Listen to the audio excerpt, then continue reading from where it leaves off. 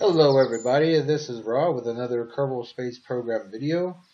First and foremost, I want to thank everybody that watched my VTOL video. That was by far, the first video I've ever made on anything.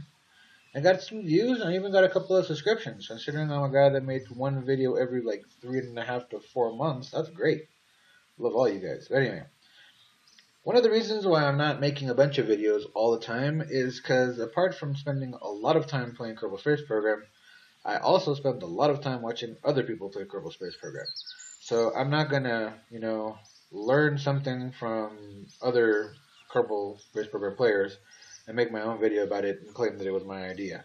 What I am gonna do is whenever I see something that is like a hole in somebody's technique, somebody's trying to do something and they can't do it, I'll try to figure it out, and if I can, I'll make a video about it. So what I chose to make my second video about was SSTOs. Single stage to orbit planes. Seen a lot of people make SSTO videos, seen a lot of people take them to orbit, take them to min-mass, make air hogging interplanetary SSTOs, all that kind of stuff is great. And I've made some of my own. So let me go ahead and show you those. So, the easiest SSTO to fly into orbit is what I like to call an air hogging SSTO. For example, this one. As you can see, this thing gets into orbit very easily because these two jet engines fly way high, above 30 kilometers, because of all the air that this mass of air intakes generates. Using that trick, I've gotten one of these to Lunar and back. I've gotten one of these to Joule, and then landed it on Lathe. I've landed this particular one on the moon, on Minmus. Oh, by the way, if you want to do this, always put landing struts. Don't try to put rockets on the bottom. It's best just to use your nuke to land. But anyway, yeah, this is nothing new. People do air hogging SSTOs and do some amazing things with them all the time. The reason I decided to change it up was because of a video I saw from one of my favorite YouTubers of all time, who is Veos. By the way, he's the one I learned this trick from. And Veos was trying to make a non-air hogging SSTO that could land on the moon. I was having a little bit of difficulty with it, so I said, wow, if he can't do it, it must be really, really hard. Oh, and by the way, it was. A lot of failed planes. Let me show you a couple of them. I was making, all sorts of SSTOs and all sorts of weird configurations, trying to get them to the moon, and they really didn't work. So the first design that I actually came up with, which worked at all, is this one. Pretty straightforward design. No cubic octagonal shenanigans, none of that stuff that people call you cheaters over. Or at least my brother does. I have a brother who plays Kerbal Space Program. So he installs 5.5 million mods, but gives me crap if I use cubic octagonal struts or air hogging and calls me a cheater. So my first one was this one. This took a lot of fine tuning, deciding how much oxidizer to take out, very exact amounts, that kind of thing. And I've probably flown this thing to the moon, landed it, and brought it back 3 or 4 times. Each time I've gotten a little bit more efficient. The first time was like the closest call I've ever had. I made it back and I glided it down to safety, but I think it literally had like 1.8 units of fuel left while it was still around the moon. I'd already put it on its exit trajectory that put it back on Kerbin, but it was literally dry. The engine wouldn't have run for another 5 seconds if I needed it. I've trimmed that procedure down and I've gotten this thing into space and back pretty easily, but it's still really, really hard. So, based on some success with this design, I said, well, the inefficiency of it comes from having only one engine, one jet engine. So I tried to make a design with 2 jet engines. And that's where this one came from. Now, as a lot of you can probably notice already, there's some, questionable techniques going on over here. These are 2 of the big, 800 gray tanks. And then using cubical octagonal struts in the middle of the tanks, I'm shellacked these onto the side. You can see where the tank ends here and how these are all overlapping. This kind of stuff depending on who you're talking to, will get you called the cheater. But this one worked and worked really well. I mean, for such a simple design, I would land it on the moon, get out, plant a flag, do the whole one small step for Kerbal, one giant leap for Kerbal kind thing. Come back and still, have a few hundred of fuel. I could power this thing back down to the runway and land it. But still, I wanted to do this straight up. So my seventh and final design is this one. And by the way, this one's even uglier. So I called it the Gunstar 1. Kind of reminds me of the ship from The Last Starfighter, even though it isn't in any way, shape, or form. This one has no shenanigans going on whatsoever. The air intakes are on a fuselage section as they would be on a real plane. There's no cubic octag clipping stuff going on here. Nothing overlapping except a little wing overlap, but I've never met anybody uptight enough to call that cheating. And this one gets to the moon and back. The back part is the one where it gets a little iffy because since it has to land straight up, I put the parachutes on it, and I've crashed a couple of them. Probably crash the next one because if they don't land on, flat ground, they topple over and they break. But let's go ahead and get this thing in the air. But before I do, I'm going to show you a couple of the tricks that I use. I've used these on SSTOs for a long time, and I use them for controlled descents, for VTOLs, and for landing on the moon. And it has to do with the staging. So the first staging trick is it has 3 jet engines, but they're not staged. They're not action grouped together. The first action group has the outer 2 that lets me turn that parent off. The second action group has just the middle one. This allows me to, as I'm flying through the air and start to run out of air, shut down the middle one and run on these 2 till they start to run out of air. And then I shut down those 2, turn on the middle one, and turn on the nukes, and finish my orbital burn. That lets me keep maximum power as air permits for longer. The other one is, of course, to have these staged, and I toggle these on and off for controlled descents and landing on the moon. The last trick is a little convoluted. So I have 4 intakes. The first one toggles them all on and off. The number 5 only toggles those on and off, and this is to maximize my efficiency while flying through the atmosphere on my way out to space. That reduces the drag when you already have some speed going, and that way you're only dragging as little as possible, and only opening the 2 intakes that you really need. So let's go ahead and put this thing on the pad and launch it. So of course we're going to put on computer controls, turn on the lights, stage to fire all the engines, hit 3 to shut down the nukes, hit 4 to shut down all the air intakes. We're going to do that trick where you run engines with no air and shut them down. Shout out to Cruzan. Now he was just showing us a trick that somebody else had learned, but that's where I saw it first. This is the way to get your engines to spin up while not burning any fuel at all, because when they're choked out, nothing happens. So now we open the intake and off it goes. This also helps because often when they're spinning up slowly, you'll notice one of the landing struts dragging on the ground, and it'll pull your plane over and crash you. This also makes it a little bit more efficient. Now, the split intake thing that I was talking about. When they're all open at low speed, the drag is very low. Remember that when these are closed, they have a 3.0 drag.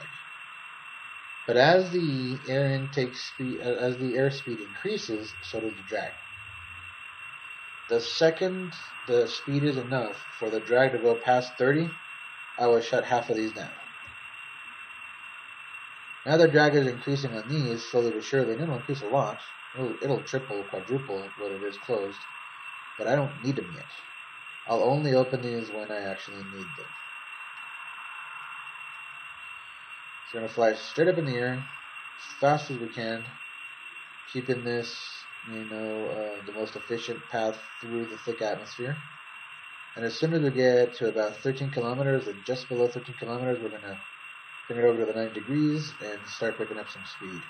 In this aspect, this is not too difficult too different a trajectory as what we have on like a regular rocket, just no staging.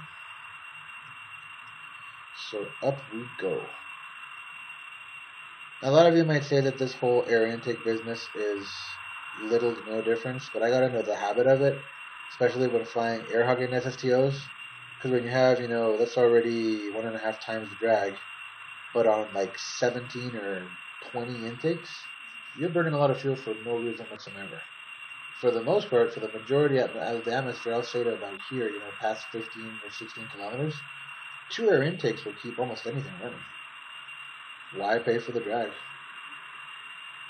So you're creeping up on double the drag than the closed ones have.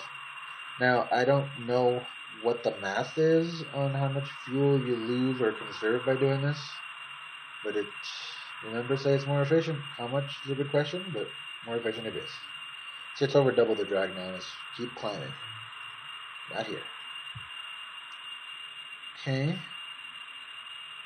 So like when we're flying a regular rocket, we're crossing 10 kilometers. We'll go a little bit further, and now we're going to start bringing it over. Seeing as this thing is heavy, it doesn't fly flat very well. We're going to be aiming up. But this will keep us on a good upward trajectory, and it will help us start to gain velocity. The air intake values are dropping dangerously low. I will open the other 2 intakes. Don't have much of a choice. And here comes the speed.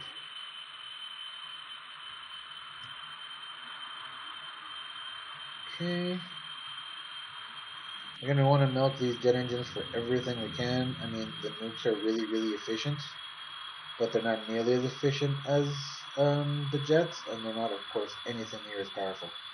I mean, the maximum you get of thrust out of a nuke is 60. These are all in the 150s and climbing. Alright. I'll keep this flat. Running out of air. Okay.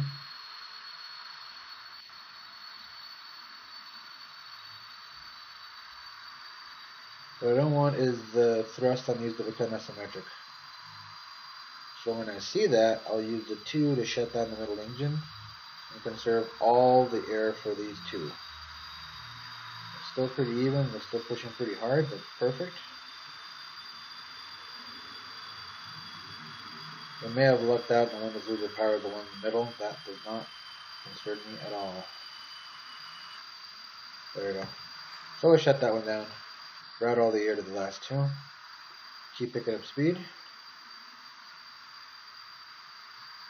And altitude. Okay, see now they're changing. Okay. So now I'm going to shut those down, fire the middle one, and fire the nukes. The middle one by itself can't keep us in space. But with the nukes and 1 jet engine, yep, you can still keep going up, and you can still keep going faster. Of course, like I said before, I mean, these jet engines are putting out over 200 thrust. The nukes are putting up like 60 each. So I do have to get the trajectory high and keep accelerating.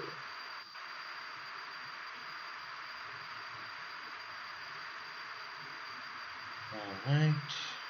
As you can see with the oxidizer that I took out of some of these, we're getting pretty even. The fact that we're running a jet and the nukes together means we're burning more liquid fuel than oxidizer. And slowly but surely we're evening out the amounts. See what our trajectory is looking like. Okay, pretty good.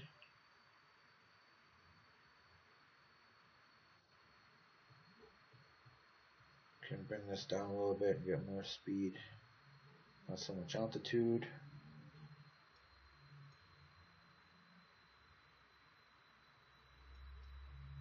Can barely hear the engine, but I can hear how it's starting to choke out.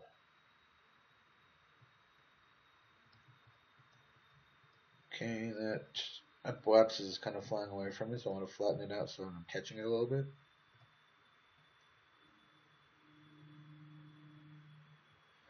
The closer our upwax is to us, and we keep it in front of us a little bit, that means we have our nose down the minimum amount, and that lowers what is called steering loss. If you are aiming too far away from where you're moving, you're kind of losing power because you're sort of pushing sideways to which way you're moving. The flatter you can get compared to where your prograde vector is, the better. Of course, the last thing I want to do is lose altitude, so keep an eye on that. Let's see how these engines are doing. And it's still way stronger than a nuke. It's not much. Actually, the 2 nukes are not overpowering this thing. The good thing about it is still it's so efficient. 1200 specific impulse. Even the nukes are only 800.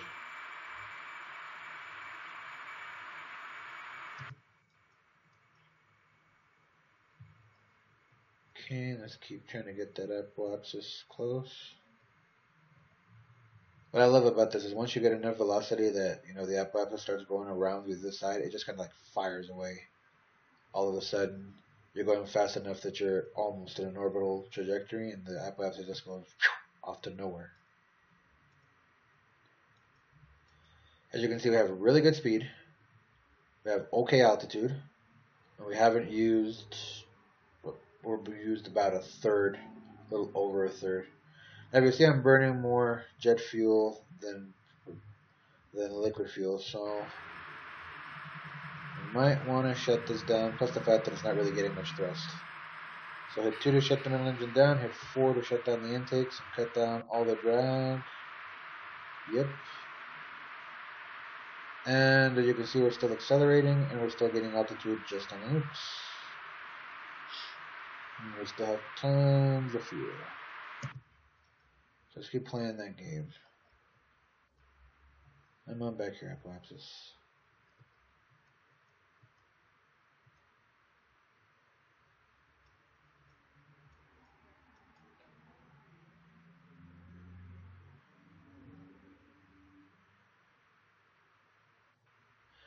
Alright, so all of those ships that I showed you guys, I will gladly demonstrate how to fly those particular ones.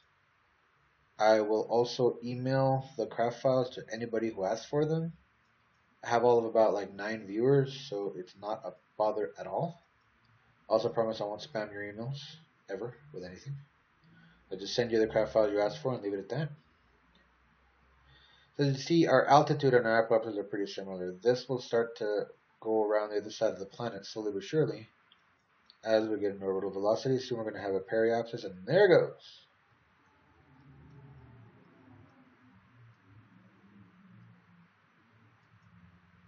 There she is. Alright. Now we are flying into space. So I want to put the apoapsis out to at least 100 kilometers.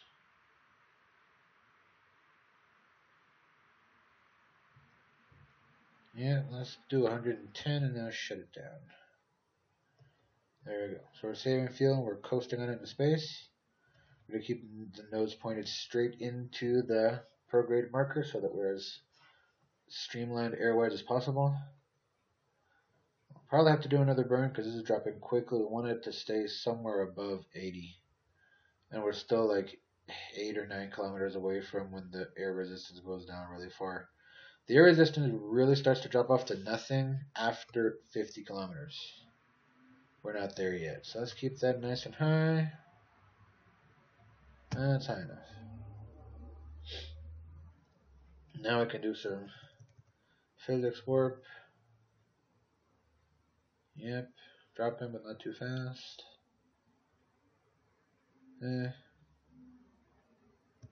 Fast enough to do another burn. Okay.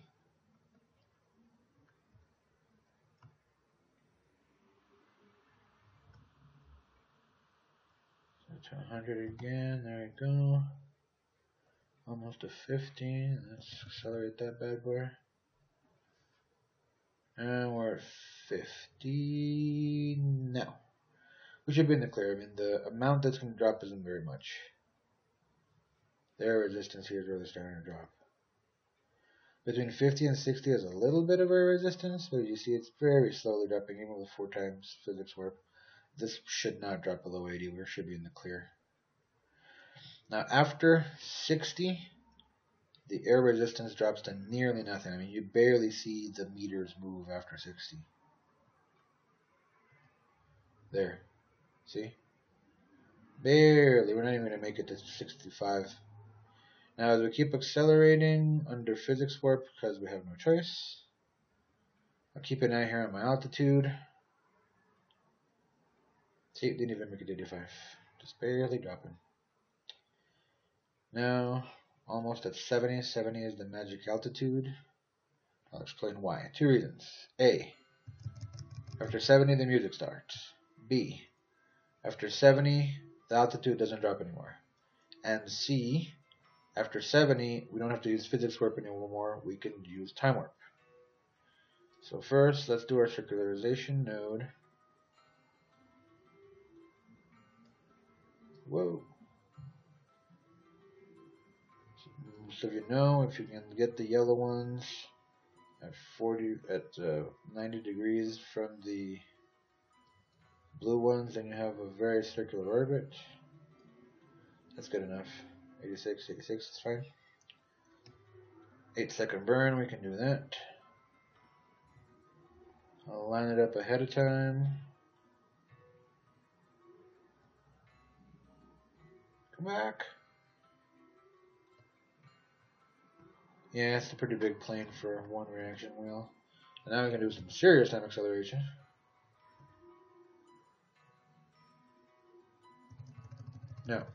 No, it's an 8-second burn, but I like to do my burns as exact as possible. That's why I like these action groups. So I line it right up on the dot, hit 3 to turn off the nukes, throttle up to 100%, and 5, 4, 3, 2, oh no, whoa, it was 8 seconds, so I have to go 4 seconds. And there.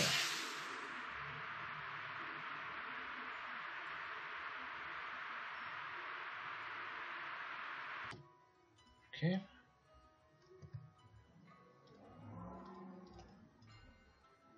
86. Does it get much more circular than that? It's like, what, less than 300 meters?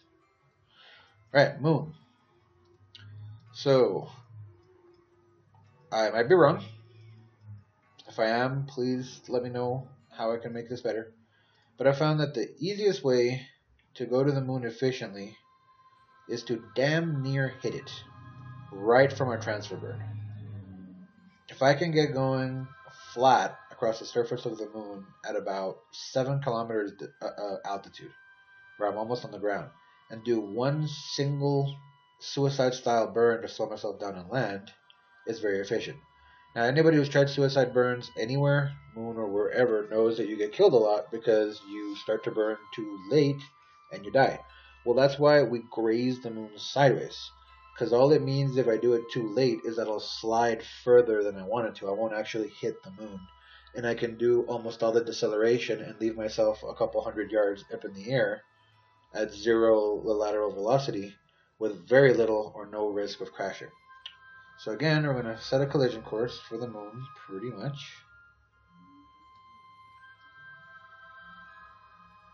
I don't just want an encounter, I want to be close. Yeah, this is going to require some tweaking.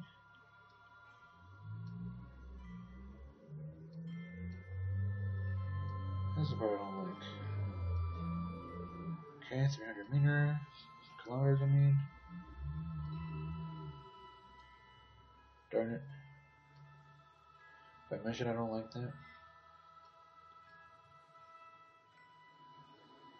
There, okay. 11 kilometers, that's fine. I'll adjust that on the other end. So, again, 2 minutes 34 seconds. 2 minutes 34 seconds divided by 2 is 1 minute and 17 seconds. So, let's get ourselves lined up. It's 1 minute 17 seconds.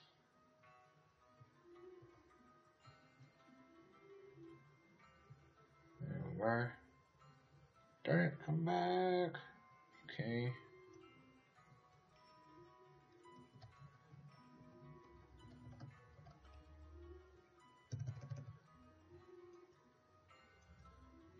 Alright.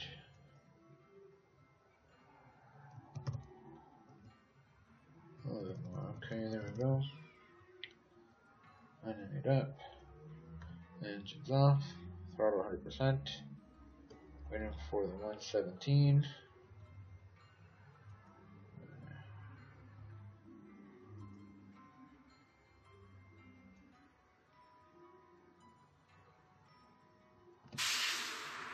And there we go. Instant 100% thrust to do our 50-50 burn. Now, some of you might have noticed that I don't have that much fuel according to this. That's because I use a minimum of hoses. I don't know how much mass I really save, but you know, whatever I can save is great. So let's put the fuel where the nukes can use it, since we probably won't really use the jet much anymore.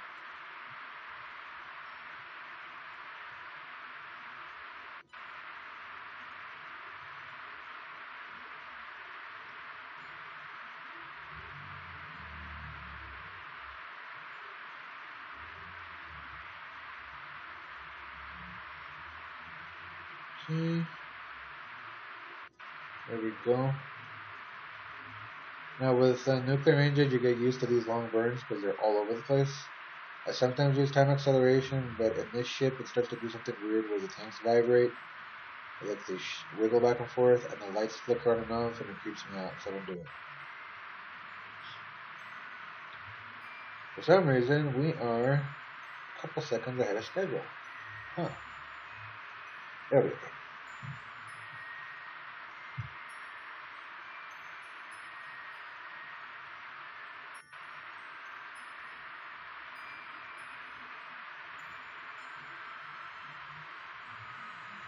So as you guys can see, this is almost the complete lunar transfer, and we're a little below half fuel.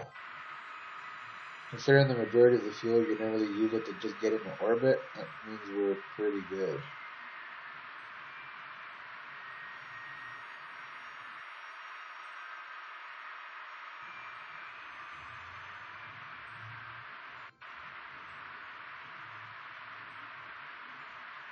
Oh, I'm watching this thing slowly burn away. I wanted to recommend to anybody watching this the Hell Rain video that Veos just did a little while ago.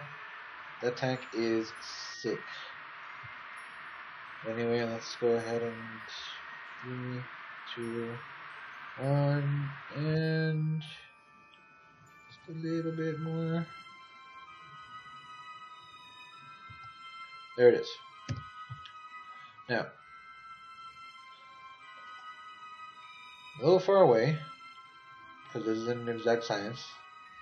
And also, I don't know if you noticed, but if I line my orbit up flat, you see I'm sort of off center. What this slant up means after I graze by the moon is that I'm coming in low. So I'm coming in low versus the center of gravity of the moon, and it means that I'm going to bounce out and come out high. If you guys are trying to land right on the equator, which I always try to because it makes it easier to take off later and makes it more efficient, you can correct this by flying straight north. Straight north is the other way. And we're basically just pointing straight up in relationship to Kerbin, which will bring our trajectory straight up as well. So we go to 0 degrees north. And this should have the effect of not only bringing the apoapsis closer, but flattening my trajectory. I want to line it up like that, flat as possible. Keep an eye on that and burn. There she comes down. The trajectory is not helping any, but whatever. I'll correct that later. And we are flat. Okay, perfect. So that means I'm coming right in on the equator. So I can line up the moon's orbit with my nodes, or my trajectory, and it's fine. I'm at 140. The earlier I correct this, the more efficient it is. I'll point exactly to the prograde vector. This is delicate. This is just a love tap, just barely. There it is. Let's bring it down to a 10. I mean, this is literally one point of view. Ah, okay, there we go.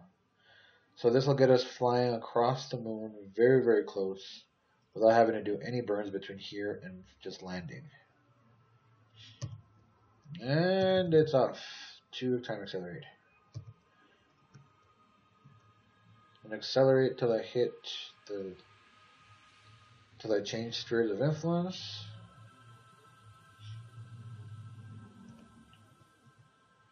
Never recommend going over 1,000. Of course, this is wrong. Come on. There it is. Okay. Now, sphere of influence of the moon. Perfect. Let's see what our orbit's like. 13 kilometers is a tad far. Now, everybody's always saying that it's more efficient when you want to raise or lower periapsis to burn prograde or retrograde. This is true if you're in a circular orbit. If you're glancing past a target like this at like 400 meters per second faster than orbital trajectory, it is not true. Hitting the brakes here means very little, because whatever velocity I lose, I'll regain as the moon pulls me in. So what I'm going to do is I'm literally going to fire in the direction that I want to adjust the trajectory. In this case, I'm passing by on the right side of the moon, which means I'm going on its 90-degree vector. If I want to get that closer, the easiest and most efficient way is to burn straight at the 270, the opposite rotation. And you'll see that with just a tiny little love tap, it comes down. This is the minimum of fuel. There we go. About 8.8. There we go. Second trick we want to do here is I want to know when I'm flat. And I want to know how long till I'm flying flat. Because I want to start burning a little while before that. It doesn't do me much good to set a vector or, set a maneuver node, but I at least want a timer. So, shout out to Scott Manley. I saw him do this first. I just create a node, but I don't actually pull it. It's just there. It's just telling me how long. It's an hour and a half till I get there. Of course, that thing's going to go nuts, but who cares? So now from this view, I'll wait till I'm flying flat across the moon like a bat out of hell. See how much speed I'm catching? So braking way out there, what difference would it really make? I'm just going to recatch all that speed.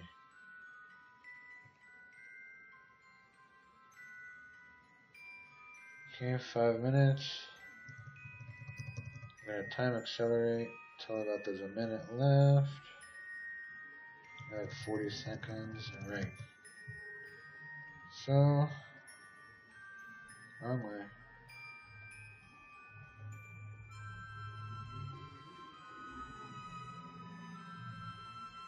Alright, I have 800 meters per second to burn off. Let's do this. Now that I'm burning, I really don't need that node anymore, so I can just delete it. I mean, it's just confusion now.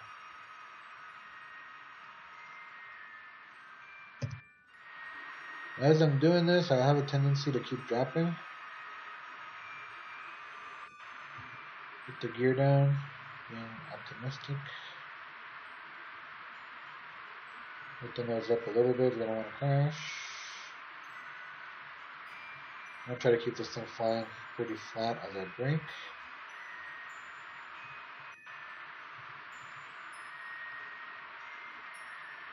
But not up. Okay, down. Hate landing on the outside. If we won't be a crater or something else, it'll blow me out.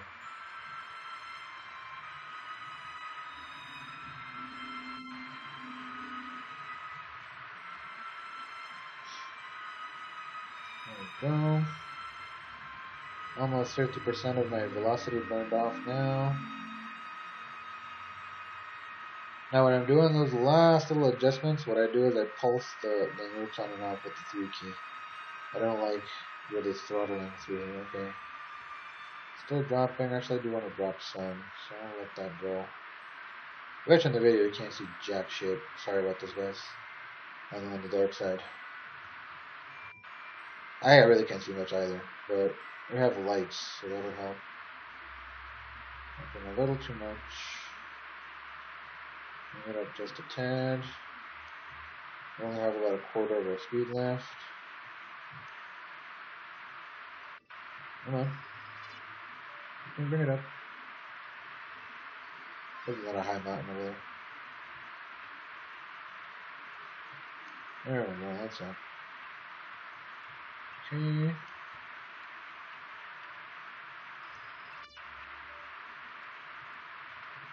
Alright. And here we go.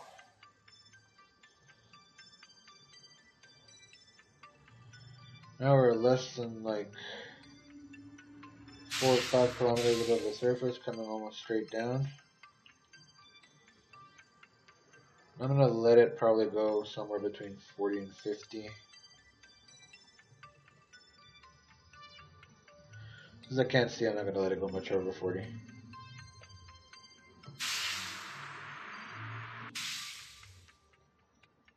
Come on, lights, show me something.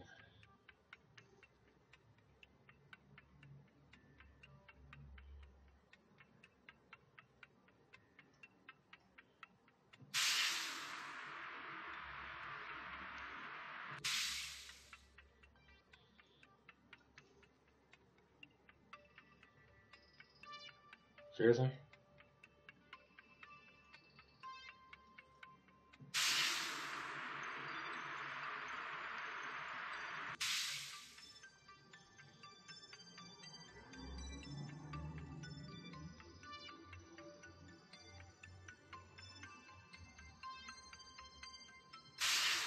Okay, lights, okay, slow down, you.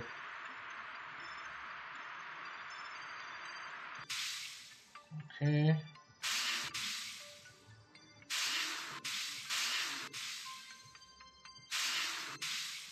God, this better be flat.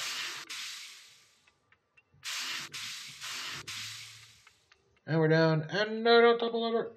Don't topple. Come on, direction wheel. There we go. Yeah, landing at night. Hooray. Okay, so let's skip the whole Jeb gets out, plants a flag, steals some moon rocks and whatnot. We are on the moon. Tons of fuel left. Let's get back into space. 9 of the rear vector almost immediately. Pull the gear up. And we're heading for home.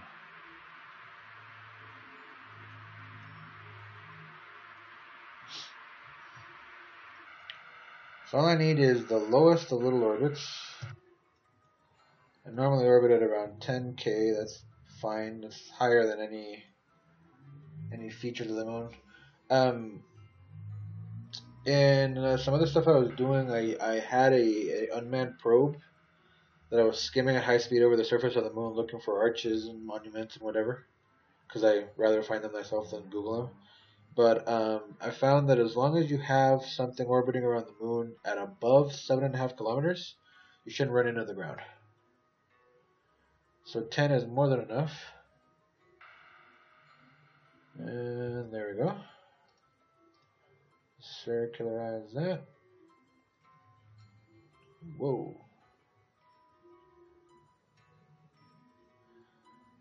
10.2, 9 point something. 12. No. 10, 10, okay. 10.7 second burn. That's 13.5. You guys know how this works.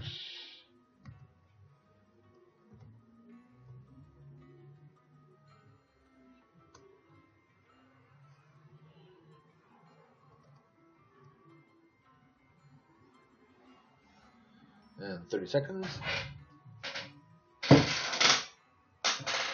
Sorry, computer chair noise.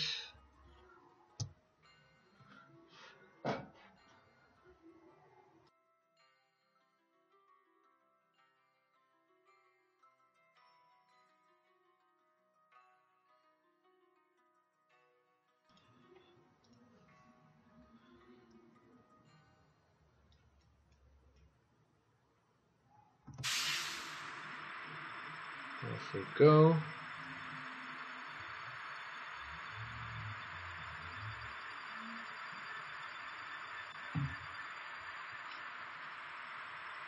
Yeah, that works. Good.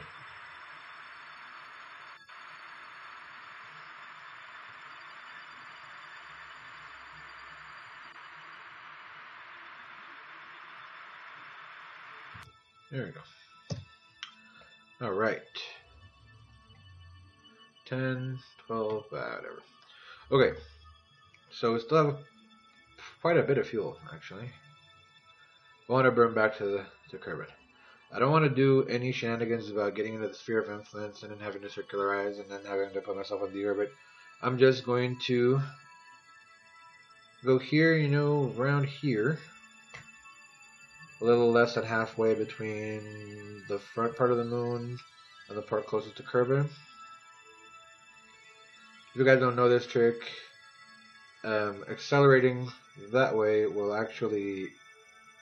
use the moon's gravity to lower our periapsis around Kerbin and put us back on the ground. So I push the retrograde. It's the same as pulling the prograde, doesn't really matter. And as you see, the periapsis keeps dropping and dropping and dropping and dropping and dropping until there isn't one. I don't want there to not be one because that's less efficient. But at 27 kilometers, I'm pretty much in. 16, I'm very in. 21, very, very in. Okay, good. That's fine. 36-second burn in 22 minutes. So half of 36, 15 and 3, 18 seconds. So we know that it's 18 seconds. Let's get over there.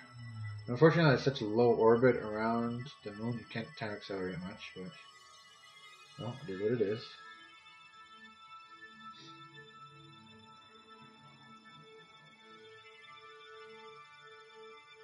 Alright.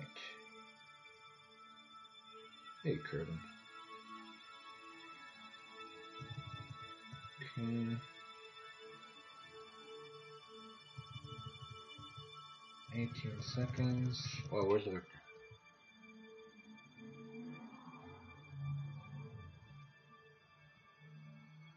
Oh my goodness, I'm late.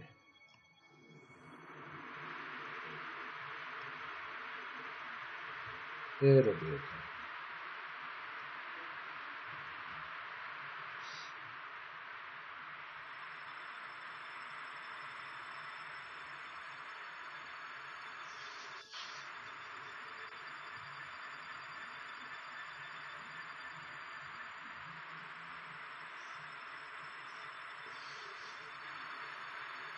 Alright. Burning away. Okay, let's see this. 45, not good enough.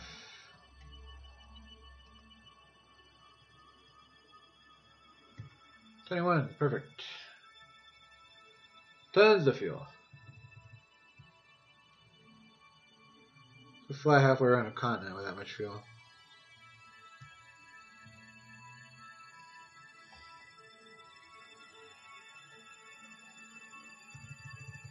Still 21? 22, it's fine. Right, so if I have any intentions of flying this stably, it may not work. I'm going to want all the weight in the front. So first, any fuel there? No. Any fuel here? No. No? Yes, okay. Okay. So put all the weight we have in the front. Try to keep this thing stable on re-entry. This thing has a really bad habit of flying backwards. I mean, we're gonna just parachute and fall to the ground anyway, so who cares? But the more control I have, the better. All right. Probably never use those nukes again. And let's go to Kerbin. There it is. 1,000.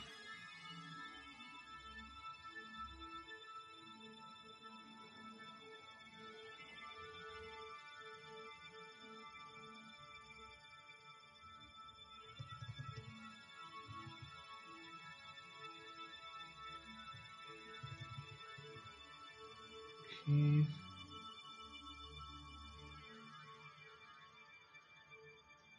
Ah, damn, I landed in the water. Anyway, let's prepare for this.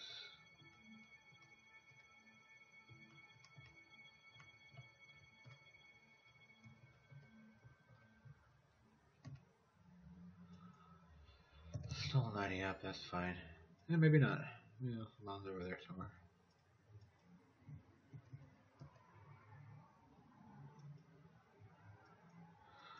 So I want to try to stay as high as possible so I don't land in the water.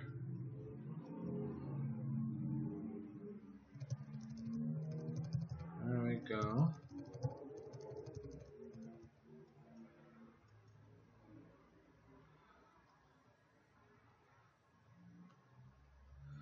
Don't want to try to pull the plane around too much because the weight on this thing is so off right now that almost anything will make it flip around and start flying backwards. Let's open 2 of the intakes, or 1 of the jets. I mean, we're putting this on YouTube, right? Might as well go for broke. I'm just going to splash down. Let's see if I can make it over there before I pop the chutes.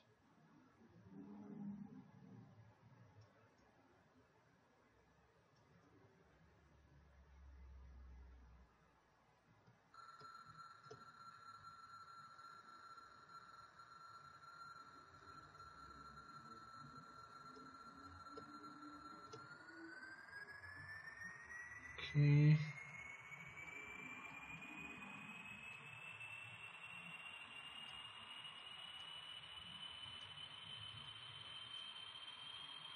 No, I don't like this.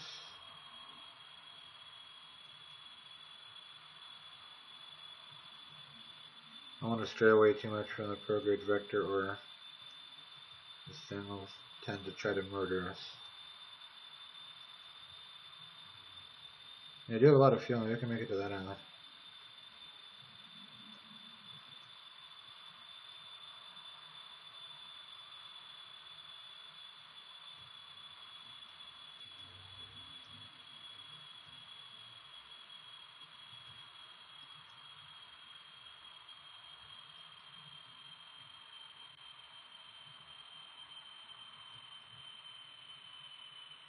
Yeah, that doesn't worse.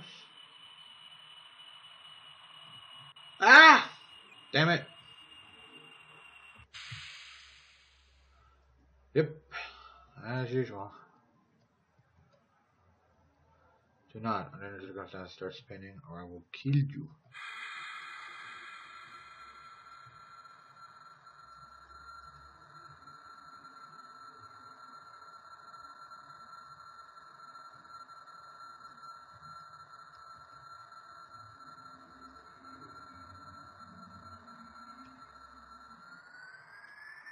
I got fuel.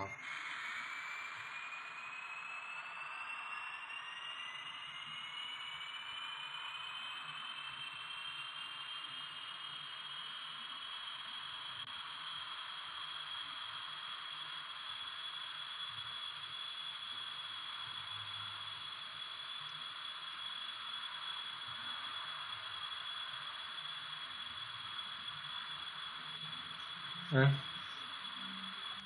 No need to overdo it.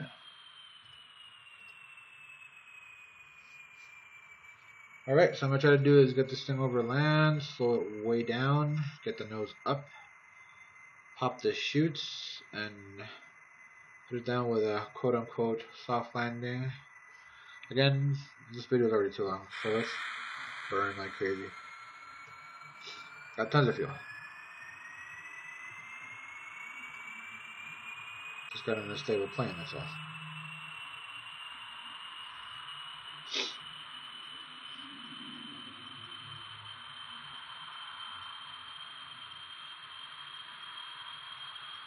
I mean, I don't know how else to make it,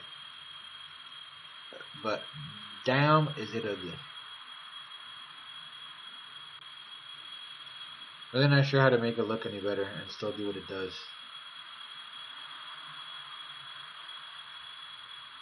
But I'm the first to admit it. I mean, everybody says that you don't ever think your kids are ugly, but I'm this thing's dad, and I think it is buff ugly.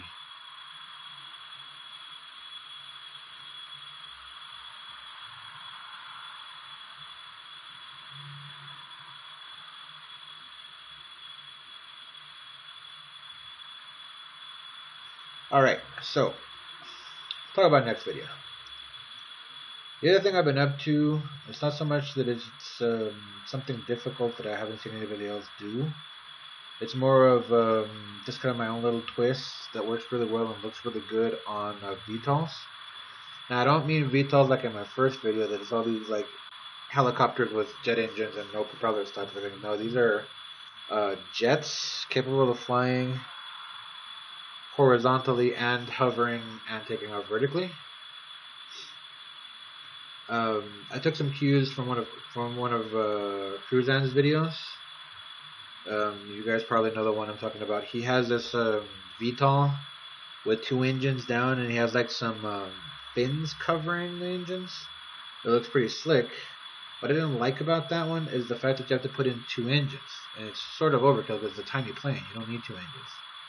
So I sat there and tried to come up with a way of making a VTOL jet with only 1 engine pushing down, sort of built it into the fuselage. And that's what's going to be on my next video. So let's go ahead and put this thing on the ground, and I will make that video next week or something. It's not going to be another 3 months because I do have another video I already want to make.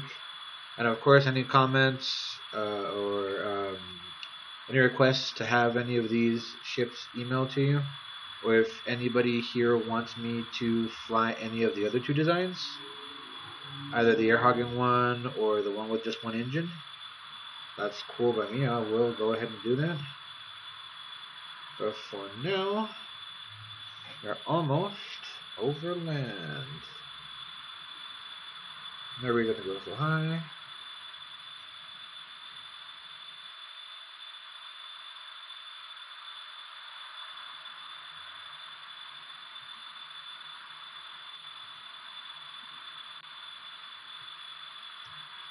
Alright.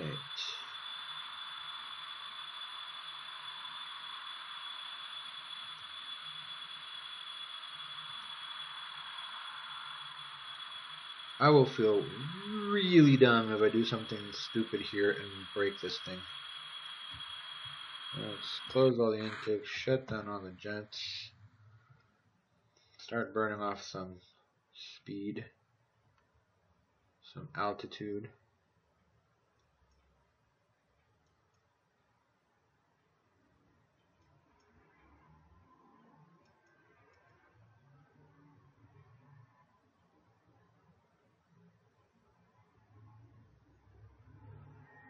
Okay.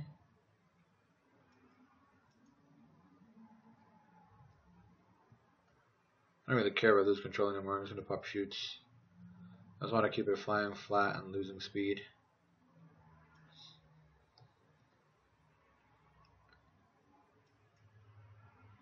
I'm almost amazed at how much work these little reaction wheels do. I mean, there's literally 1 for this huge plane, and it really keeps it under control. Okay. Let's get past the hilly part. Going very nice and slow.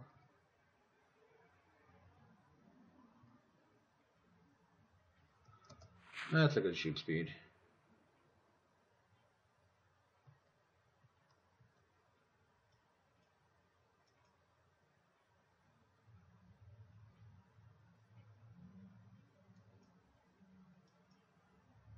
Alright. Let's try to slow it down. Here's going to fire 1 engine. Has no intakes. Spool it up, open intakes. There it goes. Alright.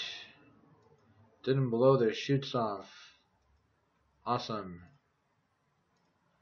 Don't need that anymore. Alright. 100 fuel, 103 fuel left over, 264 oxidizer left over. I don't think anything can stop us from completing this mission. We are down, well, almost down. We are almost down, and I really don't think we could screw this up anymore. Famous last words, I know, but I mean, really, what can I do to screw this up? Even if it topples over, I don't think I care anymore. Bump. That's fine. We're on the ground.